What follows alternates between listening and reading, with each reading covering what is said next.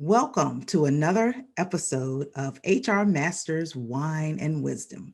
My name is Jody Friend. I am the president and CEO of JLM HR Consulting. And with me today is my special guest, Dr. Gwen Dorsey.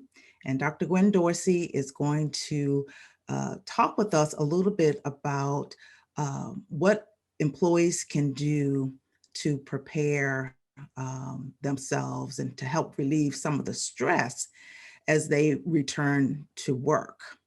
And so, but before we get started with Dr. Gwen, and welcome, Dr. Gwen. Hi, thank you for having me today.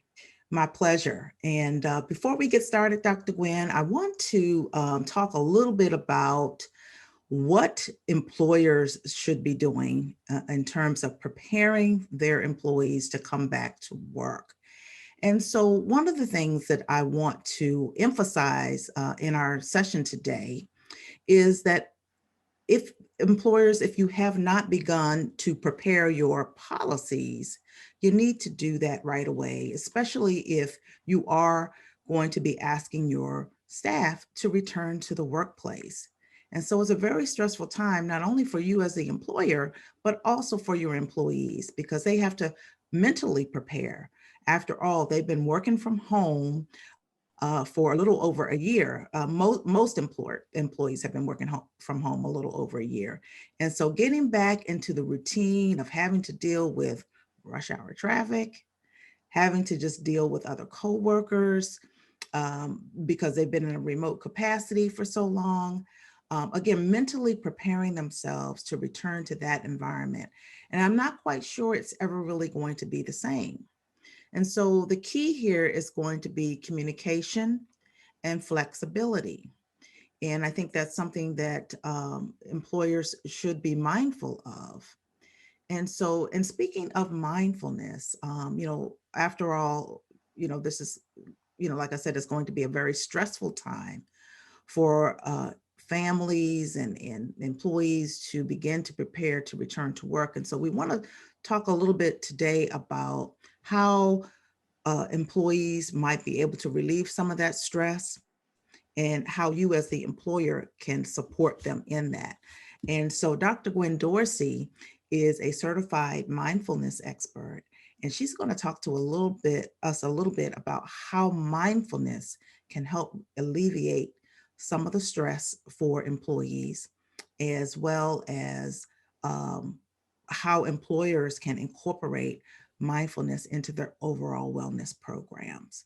So, Dr. Gwen, tell us a little bit about what mindfulness is and what it isn't.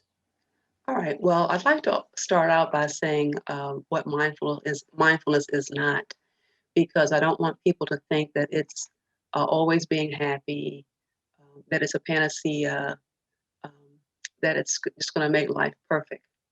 Uh, Mindfulness is simply a way to uh, be aware and be present in the moment that you're in on purpose, without being judgmental, and just letting different things emerge in your mind moment to moment. And the fact that you're being aware of it helps you to be mindful. To give you a couple of examples of just simple things that you can do even before you leave the house in the morning, is one thing is when you're brushing your teeth. Very simple way to be mindful. You want to spend a minute or two just brushing your teeth and being in that moment. Taking a shower. That's my favorite time in the morning to be mindful. You're in the shower for however minutes you're in there, and you just want to focus on the water, flowing down on your body, maybe the scent of your soap or your body wash. It's just a nice way to make you feel comfortable and be able to be in the moment. Once you get to work, or even while you're driving to work or whatever your commuting is, um, another way is to just breathe. Concentrate on your breathing as an anchor. I don't think a lot of us realize, because we just take breathing as a natural part of our life, which is good, but we don't breathe correctly. You want to be able to breathe deeply.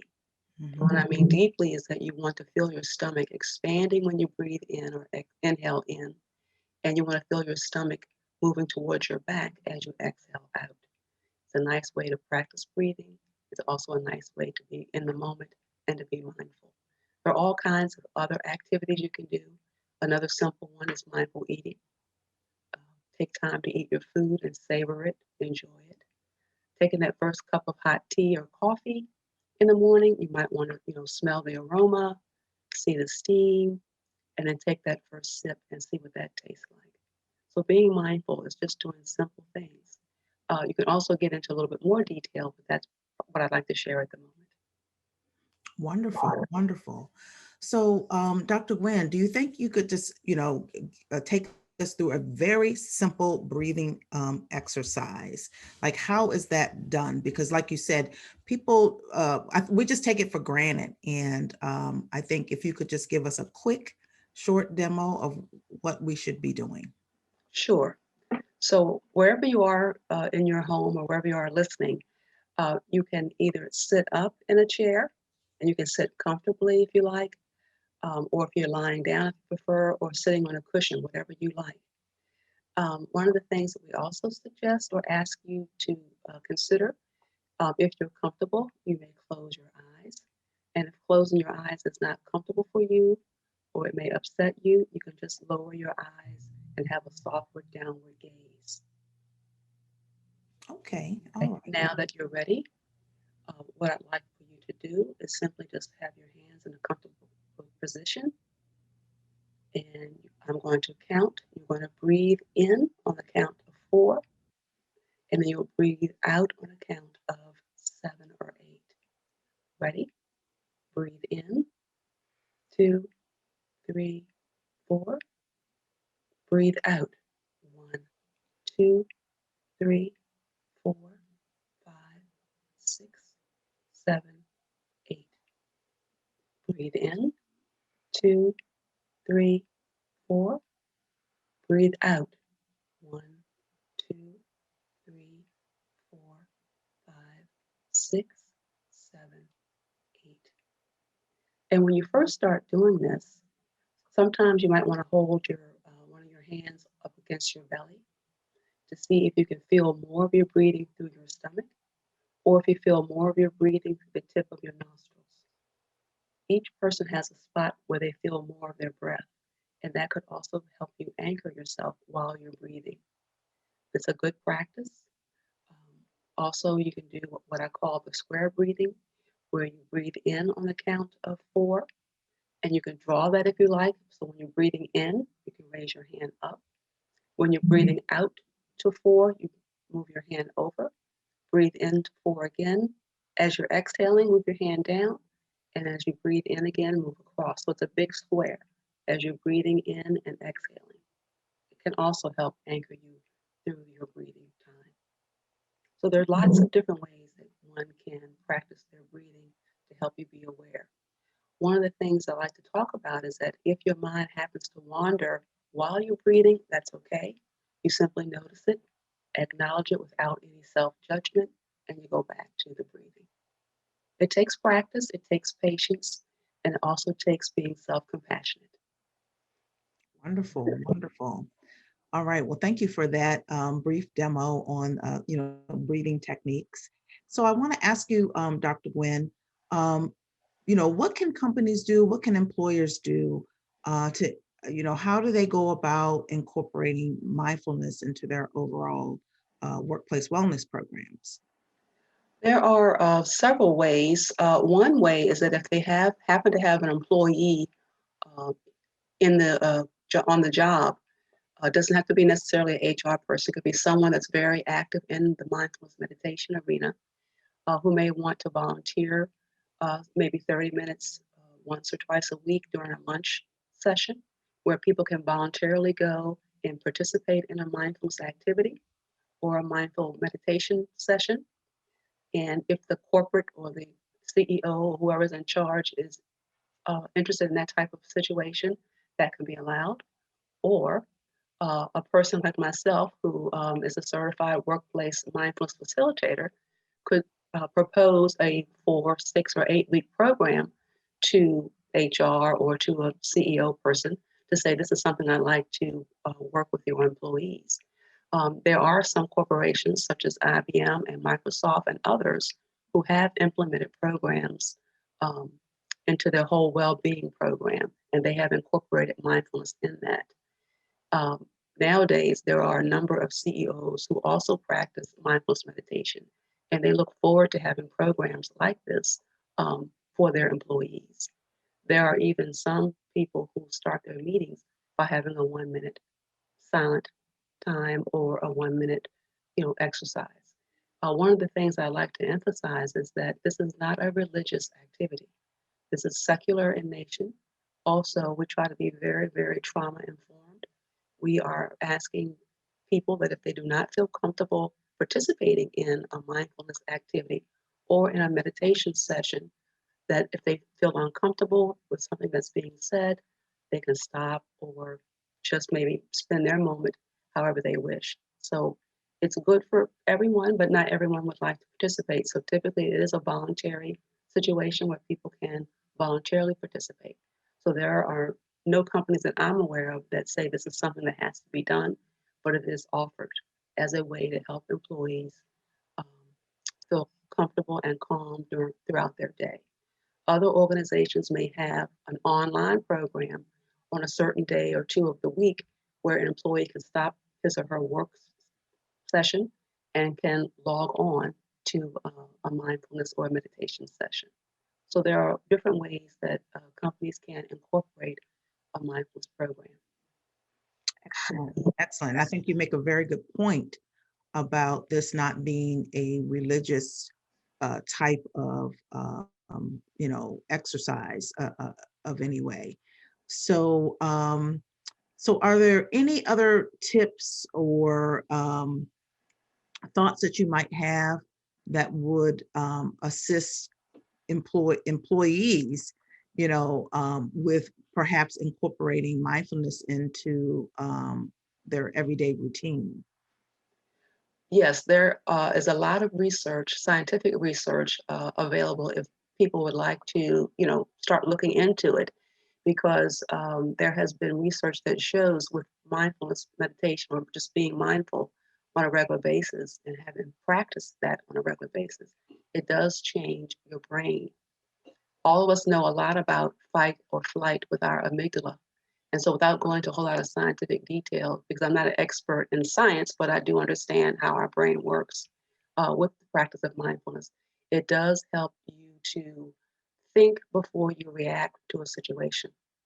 So, let's say, for example, you're at work and you're having a disagreement with, another employee. So you can take a time out and think about how you want to respond to that person's email, or before you have a meeting, you want to take a moment to breathe or use a stress ball to squeeze for a few seconds before you respond.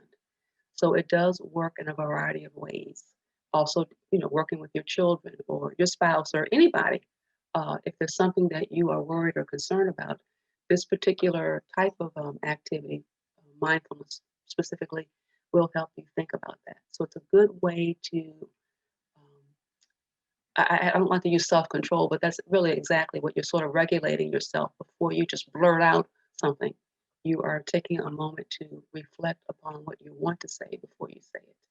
So it's a great way to think before you speak, and it also helps to keep your pressure low or down and keeps you in a good state of mind. Okay, so I know we all get those emails sometimes that make us react. And, before I heard about mindfulness, I know that, it was often said, don't respond right away.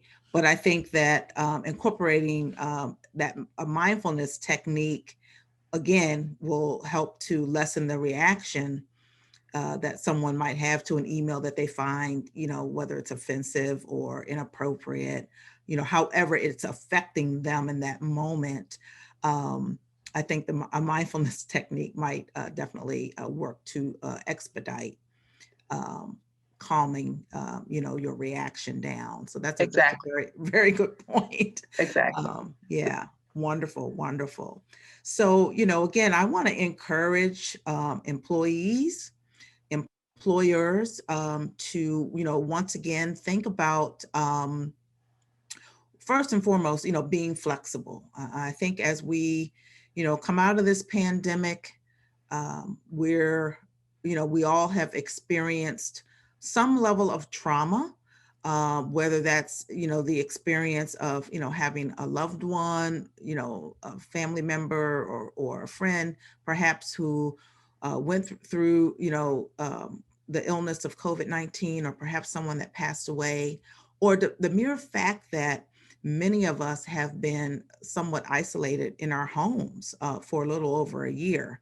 And so that can be traumatizing and can express itself in ways that perhaps we don't recognize.